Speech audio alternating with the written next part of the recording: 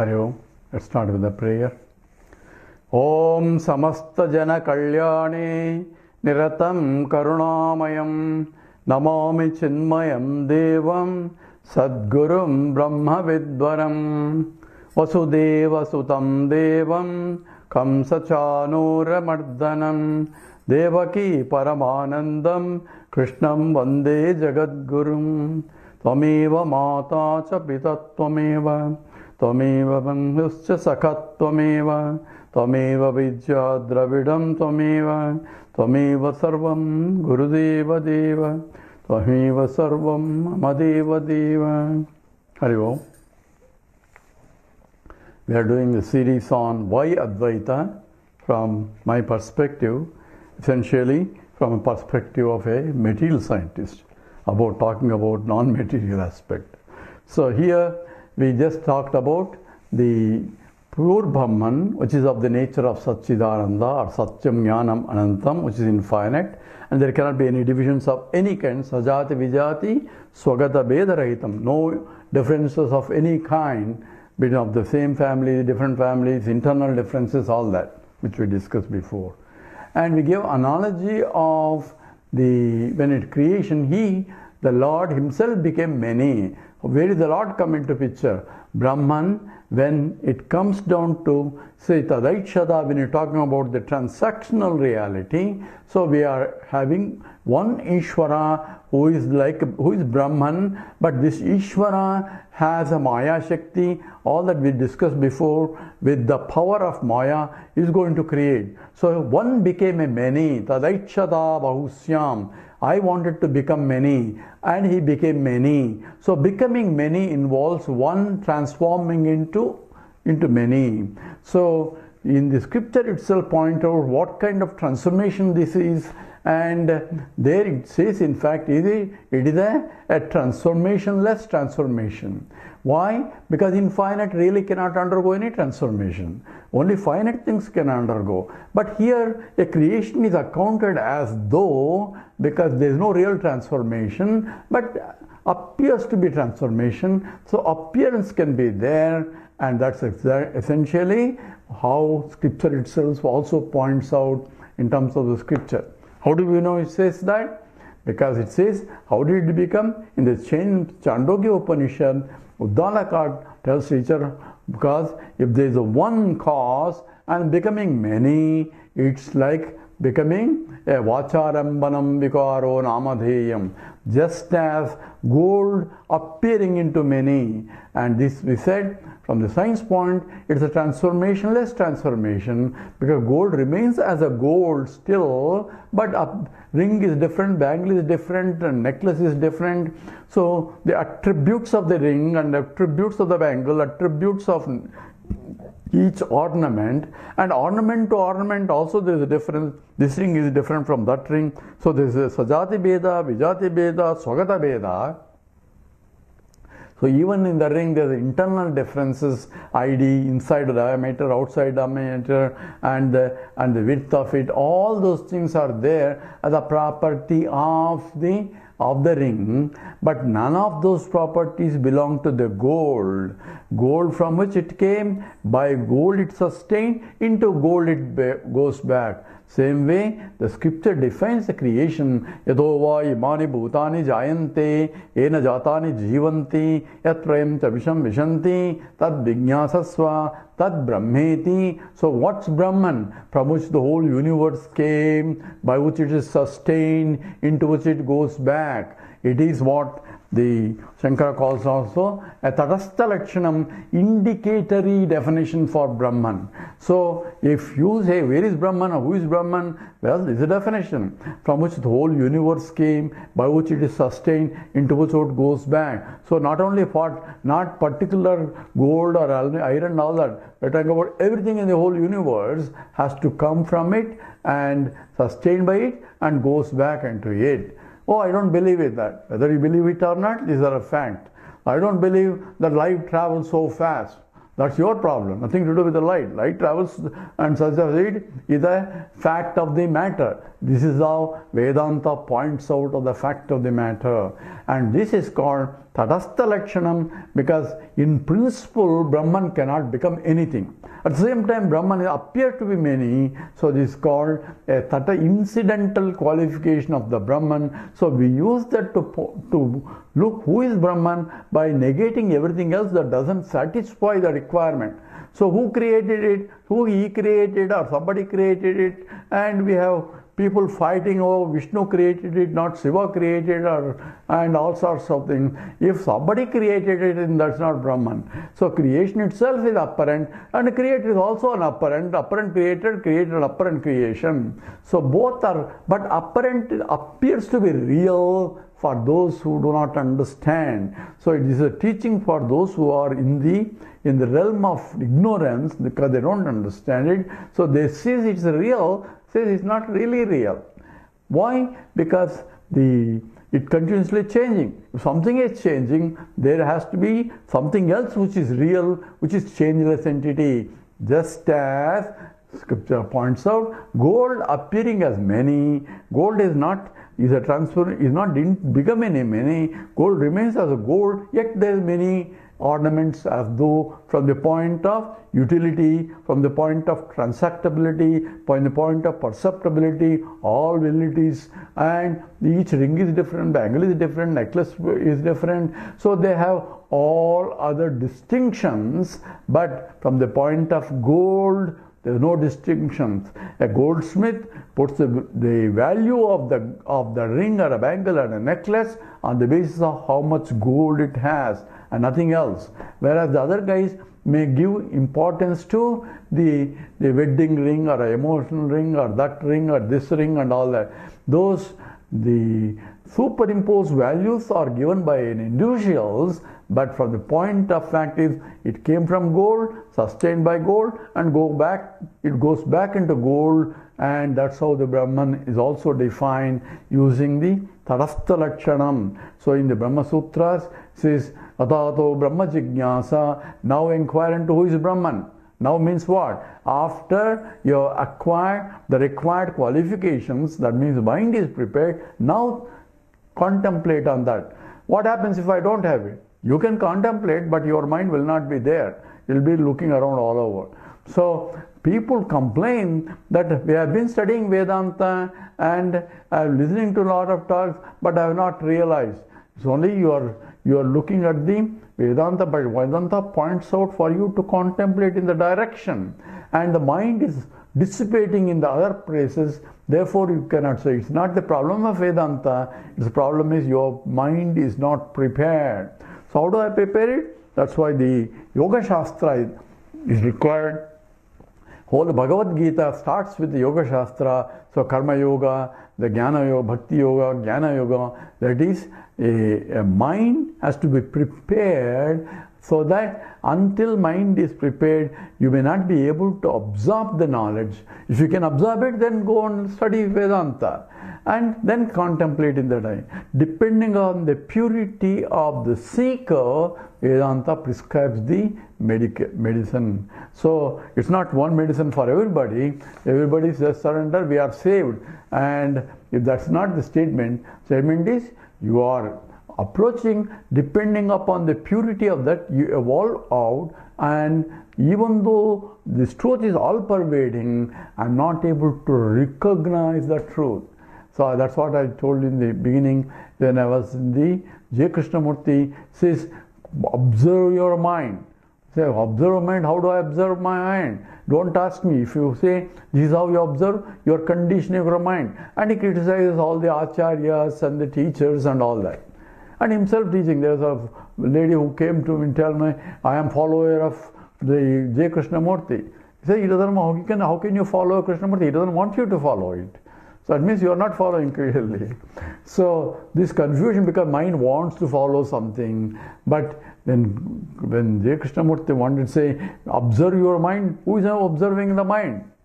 Mind only, because there is no other instrument. So mind has to observe the mind. So it's like asking a thief, catch hold of the thief who is stealing all that. So it never works unless the mind that is observing is prepared mind.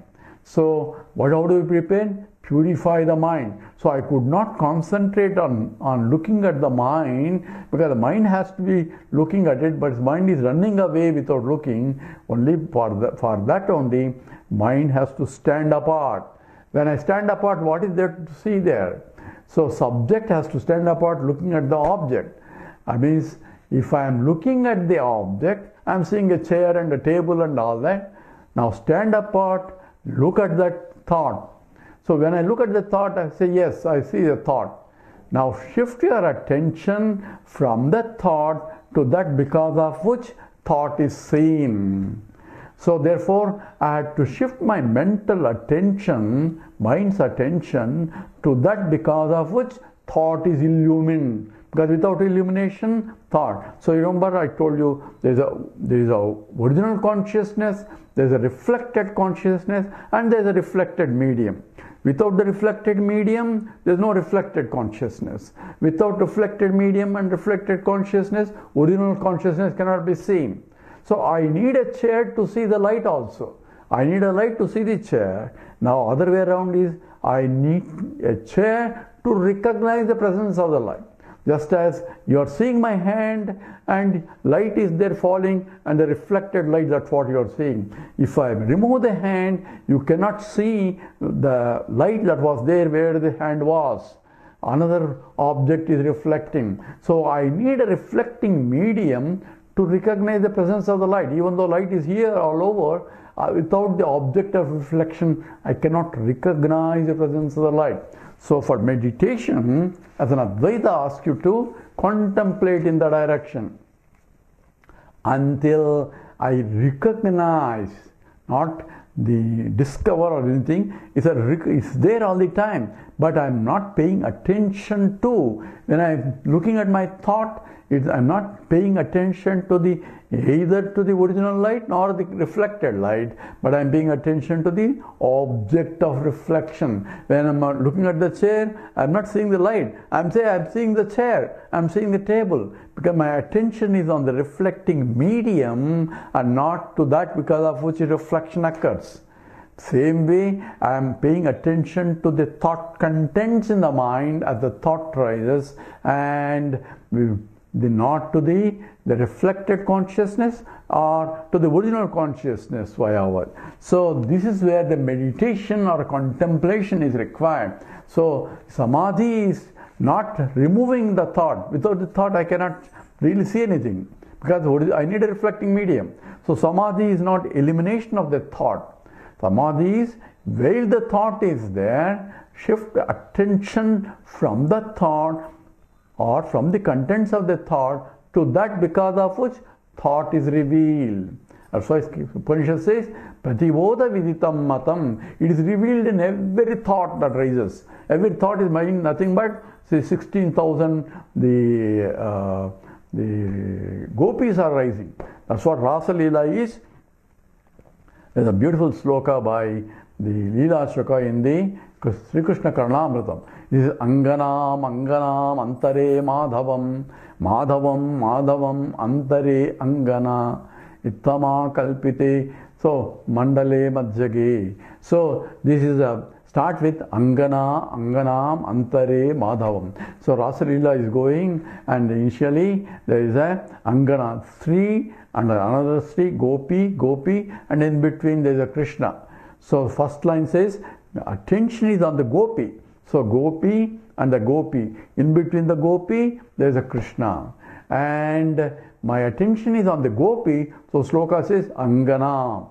And in the next line, the attention is shifted from Gopi to Madhava. So it says Anganam, Anganam, Antare Go Madhavam. Then Madhavam, Madhavam, Antare Angana. When I shift my attention not on the object of reflection, each Gopi is a thought. Thought and a thought and a thought. Thoughts come in sequence, and it's coming so fast that I am not able to see in between. Consciousness is illumining every thought. So if I slowed down the thought and I can see consciousness reflected, and then consciousness alone is there, and consciousness reflected, like that Anganam, Anganam, Antare Madhavam. And if I pay attention not to the gopis, but attention to the Madhavam, then Madhavam Antare Angana. So between consciousness and consciousness, there is a thought in between. That's the secret of Japa Yoga also. Instead of different thoughts, we give a same thought again. Say Om Namo Narayanaya, Om Namo Narayanaya. So we are not jumping from one thought to other thought, a thought and a gap. The gap is where? Thoughtless state. What is thoughtless state? Madhavam Antare Angana. So only consciousness without the thought. So how can there be consciousness without the thought? Of course consciousness can be without the thought. But how can I recognize it? I cannot. So what should I do? So pay attention to in the direction pointed out. So this is also Nirvikalpa Samadhi. People talk about Nirvikalpa Samadhi. What is Nirvikalpa Samadhi? Oh, thoughts are a problem. So try to suppress the thought. Thoughts are not the problem. Thinking that thoughts are a problem becomes a problem. What it means is pay attention to from the contents of the thought to that which illumines the thought. And if there are no thoughts, then there is an object is now, mind itself forms an object and it gets reflected by the mind. So mind looking at its own self, looking at mind itself without the thoughts, still mind itself is an object in which reflection is occurring. I am paying attention to the light of consciousness getting reflected by the mind, because the mind appears to be a conscious entity. Just as looking at the full moon, and on the full moon day I see bright moon in the sky, but moon is not luminous entity. But moon appears to be the most luminous entity, and that's because of sunlight getting reflected. I cannot see the sunlight. I am seeing only moonlight. This is the same process. I cannot see the original consciousness. I can only see reflected consciousness. And I am paying attention to the reflecting medium. That is, I am paying attention to the moon, not the reflected consciousness. So looking at the moonlight, ignoring the moon, paying attention to the sunlight because of which moonlight I can see, that's meditation. Same way, looking at every thought or thoughtless mind, some object that is reflecting the consciousness, paying attention to the reflecting consciousness, ignoring the reflecting medium. Medium is required, but ignoring it, but paying attention to the reflected consciousness, then cognitively recognize the presence of the original consciousness that is contributing to the reflected consciousness. This is essentially what meditation, Nirvikalpa Samadhi, or Samadhi or thoughtful mind Samadhi, thoughtless Samadhi. Any mind is observing the mind, by the mind, recognizing that I am not the mind. When say I am talking about existent consciousness aspect that is getting reflected by the mind. So looking at the mind, shifting attention of the mind to that because of which mind is getting seen or known. That is a meditation, and that establishing in that is called Nididhyasanam. So we are talking about now the nitty-gritty of Advaita Vedanta, where how can I see the beauty of this Advaita, which is the natural state of myself, is because I am taking what I am not as I am and suffering the whole life itself, but shifting my attention to who am I and recognize that in the presence of that which is all-pervading consciousness. And that essentially what is involved in the meditation. So scripture talks about Srotavyaha, Mantavyaha, Nididhyasitavyaha. Tavya means you have to do it. First, prepare your mind, and after that, go to a teacher, and then study Srotavyaha. That means listening to the scriptures for a prolonged length of time under a competent teacher. That's essentially what Srotavyaha means. Why? Because Shruti means listening, and teacher is a competent teacher is a one who himself studied Vedanta under a competent teacher for a prolonged length of time until it is crystal clear. and when the teaching goes on, then reflect on the teaching until there's no more doubts in the mind. So you have to logically think about it and recognize that which is all pervading reality. That is essentially mantavyaha. And nijijjasitavya, even after knowing it, even after listening to all that, still I'm not able to shift my attention to that original consciousness constantly. I'm paying attention to more and reflecting, medium and reflected, even though I understand it. Yeah, the only problem is you have not prepared the mind sufficiently pure. Mind is still running around, and I want this happiness, that happiness, knowing very well there is no happiness there. That means the confusion is still there. So how do I do? Continue listening until it becomes crystal clear there is no happiness anywhere, and that's what Krishna defines as Sita Prajnaha. Prajahati yada kaman sarvan parthamanogatan. Atmani eva atmana tushtaha. He is reveling in himself by himself, because the self he revels is the infinite self that it is. That recognition comes depending on the purity of the mind, and those who are not purified the mind yet, they have to continue. Sometimes it make a life after life after life also. So, but once you have learned this one, this will take you to next level, and you will be born in a conducive environment for your rapid growth. We said nothing will be wasted. So don't worry about how long it is. Then it will come, and it will come when there is no more anxiety to come, and even the knowledge sinks in, and depending on the purity, it reveals itself. Because once you recognize that, you recognize the presence of everything there. So what is the nature of the realization, and what is the nature of Advaita, and what I could gain after that, we will try to cover in the next talk, and slowly wrap up the series of why Advaita, because now we are coming in, zeroing in terms of why Advaita, why do I need it, and also looking from the rationalistic point, why I have to know myself before I can even transact in the world. So this is a fundamental knowledge that is required and for evolution. So with that, we will stop here. Om Purnamada Purnamidam Purnat Purnamudachyate Purnasya Purnamadaya Purnameva Sishyate. Om Shanti Shanti Shanti. Harihi Om Sri Gurubhyo Namaha. Harihi Om.